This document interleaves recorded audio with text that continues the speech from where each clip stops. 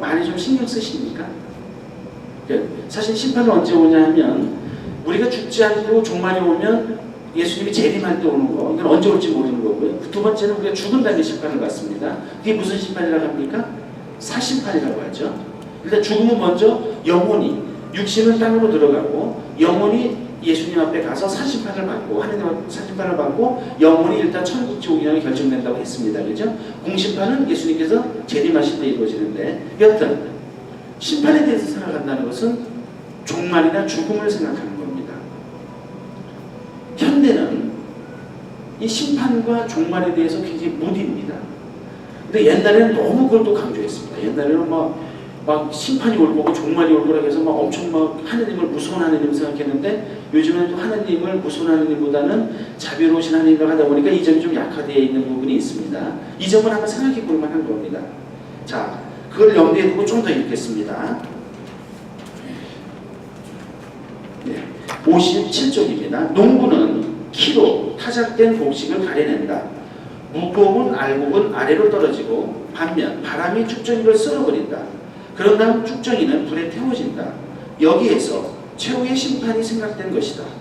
그리스도 공동체가 이해한 것은 예수님의 사명이 회개의 증거가 되는 행실, 즉 열매와 쭉정이를 구분하는 것이다. 마테오는 독자들에게 이러한 말을 함으로써 독자들이 신앙심을 갖게 되기를 기대하고 있다. 이 복음을 들은 공동체는 자신들이 쭉정이일지 모른다는 사실 앞에서 두려움을 느끼게 된다.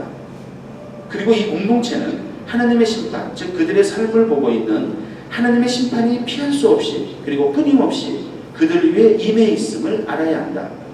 마테오는 여기에서 심판자로서의 그리스도의 모습을 강조한다. 구세주 예수님의 자비로운 모습과 부합되지 않는 이런 표현은 특별한 목적을 갖고 있다.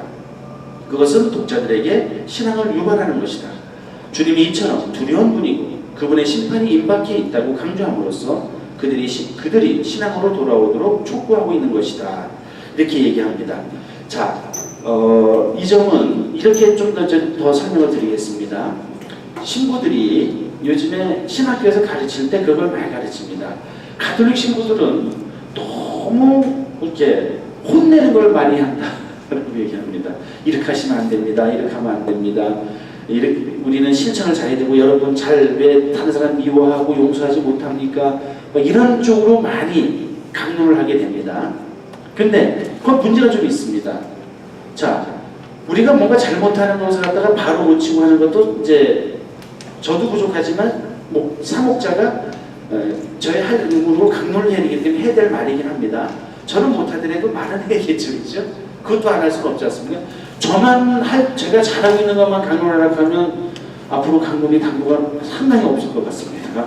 그러니까 저는 부족하지만 이제 하나님 말씀을 전하는 것이죠. 저도 그런 노력하지만. 근데 문제는 너무 잘못하는 걸 많이 얘기한다고 얘기합니다. 그래서 신학교에서 가르칠 때 그렇게 하지 말고 하는 거, 그것도 하는데 꼭 기억할 게 뭐냐?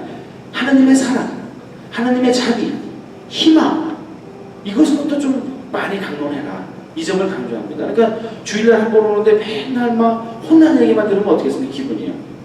좀 안 좋으시겠죠. 물론 그것이 약이 될 수도 있지만, 그러니까 희망을 주는 거죠. 그래서 가끔 얘기하지 않습니까? 주일매사만 꼭 나오셔도 구원 100만 원 받으실 것 같다. 이렇게 말씀드린 이유가, 또 어떨 때는 제가 하나님의 자비, 하나님의 사랑을 좀 더 또 강조하고 신자분들에게 그런 희망과 기쁨을 드려야 되기 때문에 상황을 봐서 어떨 때는 그렇게 강론도 하고요. 또 어떨 때는 또 비판적인 강론도 하고 이제 그렇게 하려고 노력합니다. 근데 신자분들이 또 꼭 생각할 게 뭐냐면 죽음이나 종말을 멀리 보시죠, 그죠? 대부분은요. 저는 더 멀리 볼 거고 우리 형제님은 더 가까이 보실 겁니다. 저보다 한 20년 빨리 보시겠죠. 근데 누가 먼저 갈지는 아무도 모릅니다, 그죠? 그런데 보통은 죽음을 너무 많이 멀리 본다는 겁니다. 종말을. 그러니까 좀 느슨해진다는 겁니다. 좀 느슨해지고 앞에도 그런 말이 나왔죠. 게을러질 수 있다는 겁니다. 신학적 게으름. 내일부터 잘하지. 한 달 후부터 잘하지. 내년부터 잘해지는, 그거는 이해는 하지만 즐거운 행동은 아니라는 겁니다. 그래서 늘 우리는 어느 정도 심판, 즉 하나님의 이 어떤 나한테는 죽음, 하나님으로서는 종말 내지는 심판이 다가오고 있다는 것을 늘 좀 생각해야지만 좀 더 열심하고 더 경각심을 갖고 노력할 수 있다는 뜻입니다. 그런 면에서 마태복음 사가가 이 말을 복음에 넣었다는 것입니다. 그러니까 너무 하느님의 자비요, 하느님의 사랑만 너무 막 생각하고 있으면 사람이 느슨해지고 게을러질 수 있기 때문에 어떤 면에서는 그런 면에서 심판을 강조함으로써 경각심을 일으키고 깨어있는 사람을 강조했다라고 이렇게 이제 설명하는 겁니다. 자, 이번에는 예수님의 세례로 넘어가겠습니다. 세례를 받으시다. 마태복음 3장 13절에서 17절의 내용입니다. 13절 보겠습니다. 그때 여기 예수님이 요한에게 세례를 받으신 때이고 역사적으로는 기원 후 28년경으로 추정된다. 예수님이 세례자 요한에게 세례를 받으신 장소는 요르단 강가 베타니아 남쪽이다 라고 되어 있죠. 이건 지난번에 한번 나왔었습니다. 요한복음 1장 28절에 나오죠. 제가 다시 읽지는 않겠습니다. 그때 한번 읽어드렸는데 거기 보면 요르단 건너편 베타니아라고 이렇게 요한복음 명시하고 있습니다. 그런데 사실 예수님이 요한에게 세례를 받았다는 점은 초대 그리스도 공동체에 어떤 문제점을 안겨주고 있다. 도대체 예수 그리스도가 세례자 요한 아래에 설 수 있는가 이겁니다. 자, 예수님은 세례자 요한의 세례가 회개하는 세례라면 예수님은 회개하실 게 있었겠습니까? 없었겠죠. 하느님이니까요. 만약에 회개할 게 있었다고 한다면 하느님의 정체성이 문제가 됩니다. 그렇기 때문에 논리적으로 예수님은 세례를 받을 필요가 없었고 그럴 이유가 없었던 겁니다. 그럼 왜 세례를 받았냐가 이제 질문인 겁니다. 세례를 받으신 거는 있는데요. 자, 그거를 이제 살펴보도록 하겠습니다. 14절을 보겠습니다. 물론 이 구절은 실제로 세례자 요한이 한 말은 아니다. 만약에 요한이 예수님께서 하느님 아들이라는 독특한 품격을 알고 있었다면 그는 예수님께 감히 세례를 베풀지 않았을 것이다. 그리고 그는 예수님의 제자가 되었을 것이다. 요한복음 1장 31절에서 44절에서 요한은 세례를 베푼 후에 성령이 예수님 위에 내려옴을 목격하고 비로소 예수님을 알았다고 말하고 있다. 이렇게 되어 있습니다. 자, 보겠습니다. 요한복음 1장 33절에서 34절은 이런 내용입니다. 나도 저분을 알지 못하였다. 그러나 물로 세례를 주라고 나를 보내신 그분께서 나에게 일러주셨다. 과연 나는 보았다. 그래서 저분이 하느님의 아드님이시라고 내가 증언하였다. 라고 요한복음에 이렇게 기록되어 있습니다. 그러니까 이 말의 의미를 보면 처음에는 몰랐다는 겁니다. 예수님이 어떤 분인지 정확히 몰랐다라고 이제 해석이 된다는 것입니다. 자, 그럼 이제 세례자 요한은 그렇다 쳐요. 세례자 요한은 몰랐으면 준 겁니다. 그럼 예수님은 아셨을 거 아닙니까? 당신이 하느님을 알고 있었으니까 그럼 예수님은 왜 세례를 받았는가? 이제 이거에 대한 우리 질문에 대한 답을 찾아봐야겠습니다. 앞으로 차차 나올 겁니다. 그러므로 14절은 마테오 자신의 해석일 것이다.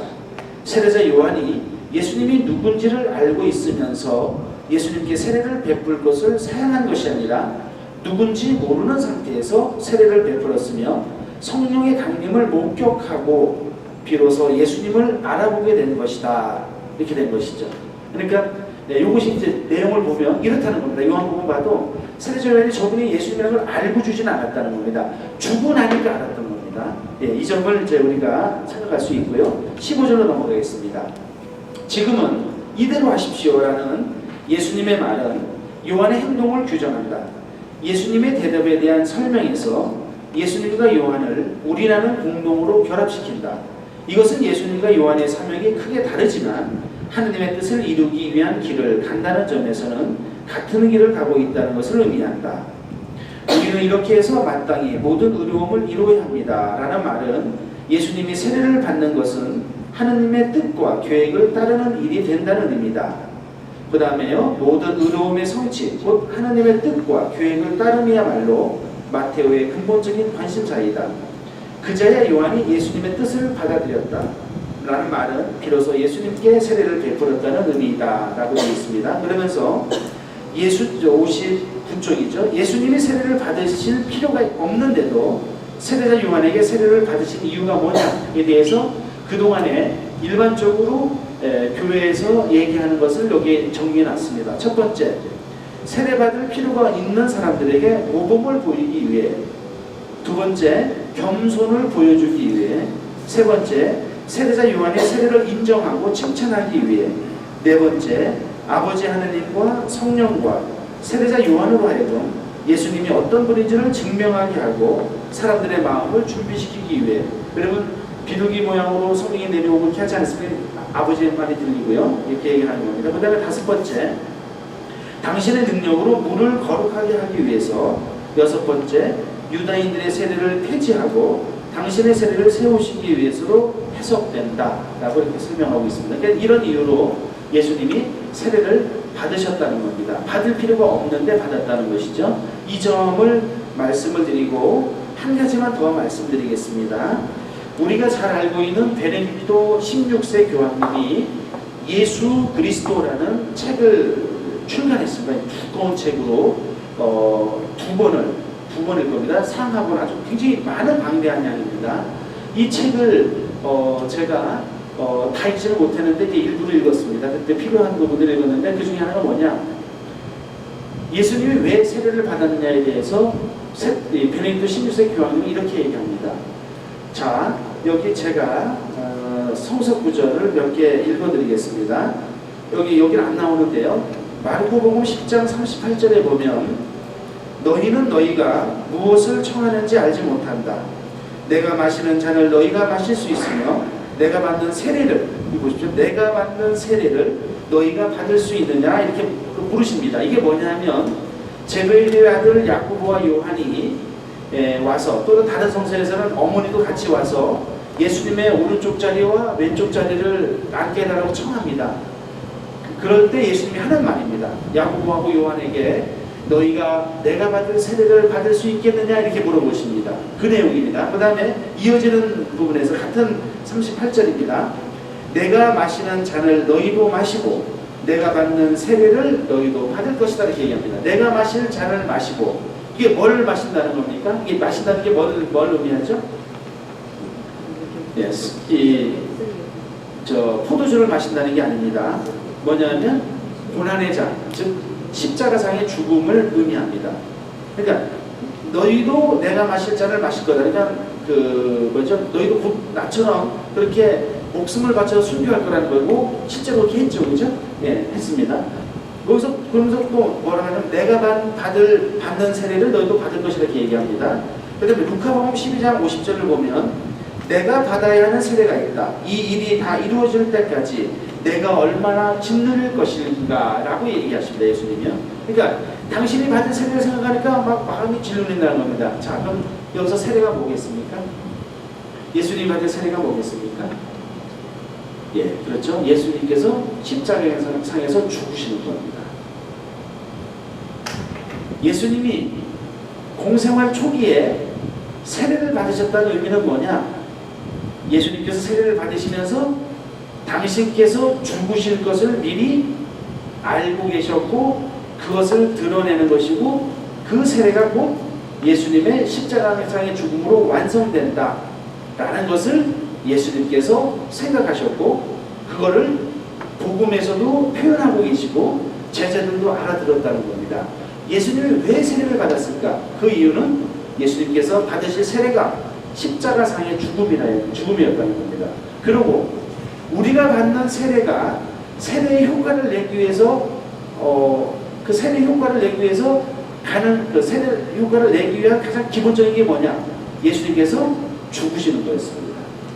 그래서 옛날에 세례를 받을 때 침례를 받았죠. 초기에는 다 침례를 받았습니다. 그럼 뭐냐? 물속에 들어가는 거죠. 그리고 들어갔다 나옵니다. 지금도 예루살렘 성수전에 가면, 그 요르단강에 가면 다 그걸 합니다. 다 물속에 들어갔다가 나오는 그거를 이제 세례 받는 건 아니지만 거기서 예수님을 생각하면서 하는데요. 자, 물속에 들어가는 게 뭡니까? 물속에 들어가서 가만히 있으면 어떻게 됩니까? 죽죠. 죽습니다. 바로 들어간다는 건 뭡니까? 예수님과 함께 죽고 나온다는 건 뭡니까? 예수님과 함께 부활한다는 겁니다. 이게 세례의 가장 기본인 겁니다. 이거는 다 연결되는 겁니다. 예수님이 세례 받으신 거, 죽으시고 부활하신 거, 그리고 그 다음에 예수님의 죽음과 부활 다음에 세례를 베푸는 거, 이게 다 이렇게 연결된다라는 겁니다. 이게 베네딕토 16세 교황님의 의견입니다. 그러니까 굉장히 일리가 있죠, 그죠? 앞에 나온 내용도 그렇지만 바로 예수님이 왜 세례를 받았을까? 이게 베네딕토 16세 교황님의 대답인 겁니다. 그분이 대단한 신학자죠. 그분은 위대한 신학자입니다. 아주 걸출한 신학자 중에 한 명인데 그분은 그렇게 예수님의 세례를 이해하고 있다는 것입니다. 그런 면에서 이 세례의 의미를 또 한 가지 더 이렇게 말씀을 드리는 겁니다. 그렇기 때문에 세례받는다는 것이 바로 그런 예수님의 죽음과 부활의 은총을 우리가 갖는 것이고 우리도 그 길을 가야 된다는 겁니다. 세례받는다고 하는 것은요. 자, 그다음 16절입니다. 하늘이 열렸다. 하느님의 직접적인 개입을 의미한다. 즉 성령께서 내려오시는 것은 하느님께서 직접 하시는 일이라는 의미다. 비둘기처럼은 성령이 비둘기 모습으로 내려오셨다는 뜻이 아니라 성령의 내려오심이 비둘기가 내려앉는 것과 같다는 뜻이다. 예수님이 세례를 받으신 후에 성령이 내리고 하느님의 음성이 들린 것은 예수님은 메시아라는 공식적인 하느님의 선포이다 라고 되어 있습니다. 자, 여기서 세례를 또 어떻게 이해하냐면요, 공연으로 이해합니다. 이제 공연이라는 말은 우리 신자분들이 그냥 공연 대충 이렇게 하니까 그 공연의 의미를 좀 덜 생각할 수 있는데요. 자, 우리가 세상 사람들에게 뭘 선포합니까? 예수님은 하느님이시고 그 하느님께서 인간이 되셔서 오셔서 우리에게 구원의 길을 알려주셨고 그게 성서에 있고 교회에 있다라고 얘기하죠. 자, 이걸 알려주는 거죠. 이게 복음 선포죠. 우리가 그걸 자꾸 알려줘야 되지 않겠습니까? 우리도 그걸 듣고 온 거 아니겠습니까? 자, 그렇다면 그 말을 다른 말로 하면 공현입니다. 예수님이 공적으로 현현된, 그러니까 나타난다는 말이죠. 그러니까 여러 사람에게 예수님이 모습이 드러난다는 겁니다. 다른 말로 하면 우리가 복음을 선포할 때 그렇게 하는 거죠. 예수님이 하나님이심을 선포하는 거 아니겠습니까? 이게 공연하고 연결되는 겁니다. 특히 정교회는 이거를 굉장히 강조합니다. 전례적으로 강조해요. 근데 가톨릭 교회는 이 정교회보다는 좀 약한데 여튼 우리도 공연 대축일이 있죠, 그죠? 자, 하늘이 열리고 비둘기 모양으로 성령이 내려오면서 하나님 아버지가 뭐라고 합니까? 이는 내가 사랑하는 아들, 내 마음에 드는 아들이다. 너희는 그의 말을 들어라. 핵심이죠. 핵심인 겁니다. 하나님 아버지가 복음을 선포하시는 겁니다. 공적으로 드러내시는 겁니다. 예수가 나의 아들이다. 내 사랑하는 아들이다. 즉 하나님이니까 아들이니까 같은 하나님이죠. 하나님이다. 그의 말을 들어라. 이렇게 얘기하시는 겁니다. 이걸 공연이라고 표현할 수 있습니다. 그래서 공연 대축일을 우리가 지내지 않습니까? 그것도 대축일로 지내죠. 다른 말로 하면 예수님은 온 세상에 공연되어야 된다 이렇게 표현할 수 있는 겁니다. 우리 전례적인 용어나 신학적인 용어로 예수님이 공연이 될수록 좋은 겁니까? 안 좋은 겁니까? 좋은 거죠. 예. 그래서 예수님 하느님 아버지도 이렇게 당신의 아들을 공공연하게 이렇게 드러내 보였다는 겁니다. 하늘이 열렸다는 의미가요. 바로 공연의 의미가 있는 것이죠. 17절 그리고 하늘에서 이렇게 말하는 소리가 들려왔다. 하느님께서 직접 말씀하셨다는 뜻. 이는 내 사랑하는 아들. 이거는 외아들이라는 의미가 들어있다. 즉 예수님은 하느님의 단 하나인 유일무이한 본성에 있어서 하느님과 동등하신 아들이라는 것을 선언하는 말이다. 내 마음에 드는 아들이다 라는 말은 예수님은 아버지의 완전한 모습을 갖추셨고 아버지는 아들에게서 스스로의 모습을 보시며 하나님 사람을 사랑하신다는 뜻이다. 이것은 예수님께서 곧 시작하시게 된 활동이 명백하게 하나님의 보증을 받았다는 표시이기도 하다. 마테오는 하나님의 영이 처음부터 예수님의 삶 위에 임해 있다는 사실을 강조한다. 여기 마태복음 1장 18절을 보면은요, 그분의 어머니 마리아와 요셉과 약혼하 있는데 그들이 같이 살기 전에 마리아가 성령으로 말미암아 잉태한 사실이 드러났다는 말입니다. 즉 하느님 아버지가 공연의 말씀을 하셨지만 이 모든 것을 보이지 않게 주관하고 있는 분은 누굽니까? 성령이라는 겁니다. 이미 성령은 예수님이 잉태되는 순간부터 예수님과 함께 하셨다는 겁니다. 그렇기 때문에 성령이 내려왔다는 의미는 이제 그런 의미로 해석할 수 있다는 겁니다. 자, 여기서도 역시 이 공연의 의미를 강조하고 있는 겁니다. 하느님 아버지께서 이렇게 공적으로 드러내셨다는 것이죠. 자, 그러면 60쪽으로 넘어가겠습니다. 3장은 심판을 선포하며 독자들을 회개로 부르고 있다. 오고 있는 더 큰 자는 모든 축전이를 태우는 불세례를 베푸실 분이며 이는 세례자 요한의 세례와 구별된다. 요한에게서는 준비를, 예수님에게서는 최후의 성취를 발견할 수 있다. 예수님은 겸손하게 세례자 요한에게 세례를 청하였고 요르단 강물에서 세례를 받았다. 세례는 하나님께서 사람의 영혼의 때를 대신 벗기시는 순간이다. 물속에 들어가면 새 속에서의 죽음을 의미하고 물 위로 다시 나오는 것은 새로운 탄생을 의미한다. 성부께서는 예수님의 겸손한 모습을 보시고 아주 기뻐하신다. 그리하여 이는 내 사랑하는 아들, 내 마음에 드는 아들이다 라고 말씀하신다. 그리하여 세례를 받고 황량한 광야에 나아가 단식 고행을 하시면서 당신이 구세주로서 온 인류의 죄를 대신 짊어질 사명을 깨닫게 되는 것이다. 예수님이 세례받은 다음에 어디로 갑니까? 다시 바로 광야로 가십니다. 다다음 주에 할 건데요. 이제 그 말입니다. 그래서 주님의 세례는 예수님의 사생활과 공생활의 분기점이 된다. 예수님은 이제는 사적인 사람이 아니라 공인이 되며 모든 백성이 그 활동 대상이다. 드디어 예수님은 세례를 통하여 인류의 구세주로서의 당신의 새로운 첫발을 장엄하게 내디디신다. 이와 마찬가지로 하나님은 우리가 세례를 받을 때에도 말씀하셨다. 너는 내 사랑하는 아들, 딸, 내 마음에 드는 아들, 딸이다. 우리도 세례를 통하여 하나님의 아들, 딸로 다시 태어난다. 예수님이 세례를 통하여 인류의 구세주로서의 당신의 사명을 깨달았듯이 우리들도 세례를 받음으로 인하여 세상을 변화시키고 구원으로 인도할 사명을 부여받는다라고 되어 있습니다. 자, 여기서 이제 우리가 생각할 것은 뭐냐면 연관돼서요. 우리도 세례를 받으면 새로운 자녀로 태어난다고 하죠, 그렇죠? 새로운 삶을 산다고 얘기합니다. 이게 똑같다는 겁니다. 예수님도 사생활 하시다가 실제로 딱 자신을 드러내신 게 뭐냐? 세례라는 겁니다. 그래서 우리 빛의 신비 1단이 뭡니까? 예수님께서 세례 받으시면 이 공생활을 우리가 묵상하는 게 빛의 신비죠. 1단이 세례죠, 그렇죠? 그러니까 교회는 한결같이 이렇게 얘기합니다. 세례가 예수님께서 공적으로 시작하는 시작이라는 겁니다. 그리고 공연이 일어났죠, 그렇죠? 하나님 가지고 공공연하게 예수님을 인정해 줍니다. 이게 세례의 의미라는 겁니다. 앞에 안 나왔지만 그럼 예수님이 왜 세례를 받았냐? 우리한테도 세례 받기 전과 세례 받은 다음에는 달라지라는 겁니다. 새로운 삶을 살아가는 겁니다. 그전에는 하느님의 자녀가 아니었는데 이제 하느님의 자녀가 됐으니까 하느님의 자녀답게 살으라는 겁니다. 앞에도 그런 내용했죠? 세례 받는다고 그냥 끝나는 겁니까? 여기서 얘기하는 건 뭐냐? 새로운 삶. 하느님 안에서의 새로운 삶을 해야지 살아야만 되지. 세례는 받아놓고 그 전하고 그 후하고 똑같으면 별반 다르지 않으면 세례의 의미는 없고 구원받기도 어렵다고 말씀드린 게 바로 그런 의미입니다. 이 점을 이제 생각하면 되고요. 그래서 그 점을 여기서 강조한다라고 얘기할 수 있고, 마지막으로 한 가지 더 말씀드리면 여기 나오지 않는 내용이지만, 자, 그래서 이 세례가 굉장히 우리 삶의 새로운 시작이고 의미 있는 사건이었습니다. 마치 세상에 태어나서 우리 삶이 시작된 것처럼 그렇게 중요하다는 것이죠.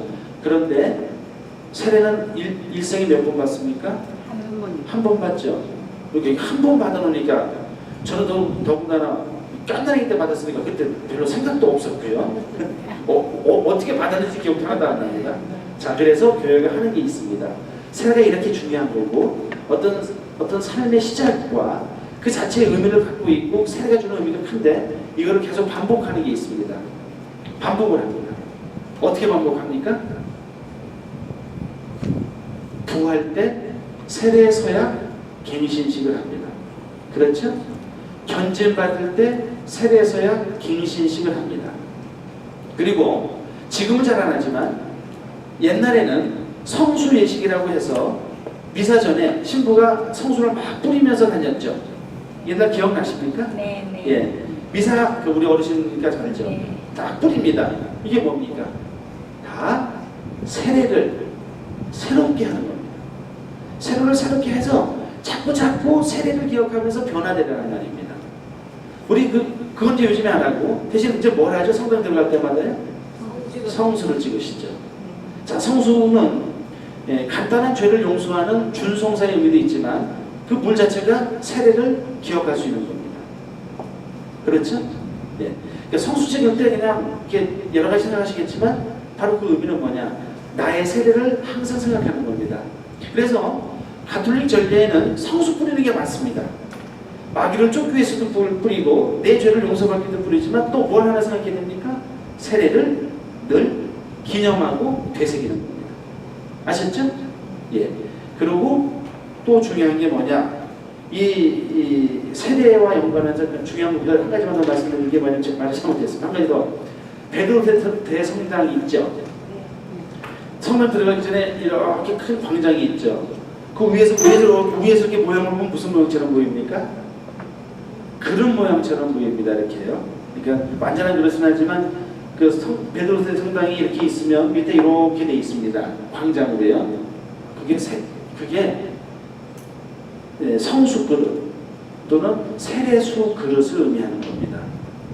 그걸 통과해서 성당을 들어가는 겁니다. 즉 자신의 죄를 씻고 세례성사를 기억하면서 새로운 삶, 깨끗한 삶을 살겠다는 것을 상징적으로 표시하기 위해서 그 광장을 통해서 성당으로 들어가는 겁니다. 이 베드로 대성당이 그런 의미가 있거든요. 그 광장이요. 자, 그래서 세례의 의미가 이렇다는 겁니다. 그래서 우리가 성수를 찍을 때라든지 그 세례 서약을 갱신할 때마다 그냥 아까도 말했던 매너리즘으로 하는 것이 아니라 그 본 의미를 깨닫고 그렇게 할 때 우리 삶이 좀 더 변화되고 하나님께 나아갈 수 있을 것입니다. 예, 오늘 다 읽고 하는데 거의 1시간 가까이 걸렸습니다. 오늘은 제가 좀 일찍 시작했는데요. 예, 적당한 것 같습니다. 앞으로 한 4페이지, 8페이지, 장수란 4장, 그 전후로 하면 시간이 거의 딱 맞을 것 같은 생각이 듭니다. 예, 오늘 말씀드린 건 다 말씀드렸고요. 다음 주에 또 나눔을 하시면서 그 예언직이 뭐냐를 생각해 보시고 나누시기 바랍니다. 참고로 아까 말씀 잠깐 빼먹었네요. 예언직을 우리 신자분들 갖고 계십니까? 안 갖고 계십니까? 예언직을 갖고 계십니다. 예언직, 사제직, 왕직, 예언직을 우리 신자분들 다 갖고 계시는 겁니다. 그렇죠? 사제직이 뭐냐? 미사에 같이 참여해서 독서를 하고 미사 해설을 하고 함께 노래를 하고 하는 게 같은 사제직을 거행하는 겁니다. 하나님께 제물을 봉헌하고요. 그 다음에 왕직이 뭡니까? 다스리는 직무죠. 그게 뭡니까? 우리 양봉재님은 사무회장님으로서 또 다른 분들은 구역장님, 단체장님, 전례 담당자, 여러 가지 구역과 단체 장이 있죠. 그게 왕직인 겁니다. 그 다음에 예언직, 아까 말씀드렸죠. 우리 신자분들도 똑같이 새 직무를 수행해야 되는 겁니다. 의무사항입니다. 신부도 사제직, 왕직, 예언직이 있는데 저희 사제들이 갖는 사제직을 직무사제직이라고 하고 우리 신자분들은 일반 사제직이라고 합니다. 일반 사제직, 일반 왕직 이렇게 얘기합니다. 그러니까 좀 구분은 되는데 서로 역할은 늘 말씀드리죠. 서로 역할이 구분될 것뿐이고 똑같이 세례받은 하느님의 자녀로서 새 직무를 수행해야 되는데 다음 주는 예언직에 대해서 한번 나눠보시고 또 세례의 의미 좀 말씀을 또 나누시면 되겠습니다. 네, 고생하셨습니다. 마치겠습니다. 자, 성서를 읽고 나서요. 제가 좀 양이 많은 관계로 좀 빨라진 것 같은데 많이 빠릅니까? 아니요. 됐습니다. 그럼 됐습니다. 저는 마음이 좀 급해요. 이걸 다 읽으면서 하려니까요. 좀 빠르다고 생각했는데 그렇지 않으니까 다행입니다. 자, 성부와 성자와 성령의 이름으로 성서를 읽고 나서 기도 바치겠습니다. 말씀은 내 발의 등불이요 나의 길에 빛이 옵니다. 주님, 저희가 성서를 생명의 말씀으로 믿고 기도하며 살고 선포하게 하시어 언제나 성령 안에서 평화와 기쁨을 누리게 하소서. 아멘.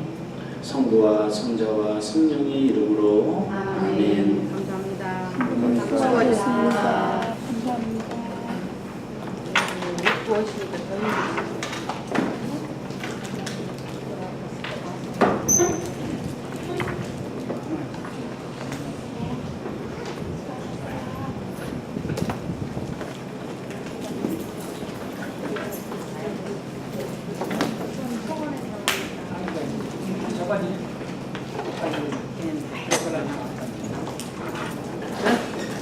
안 가져요? 너무 안 나네. 수고하셨어요. 아유, 그러니까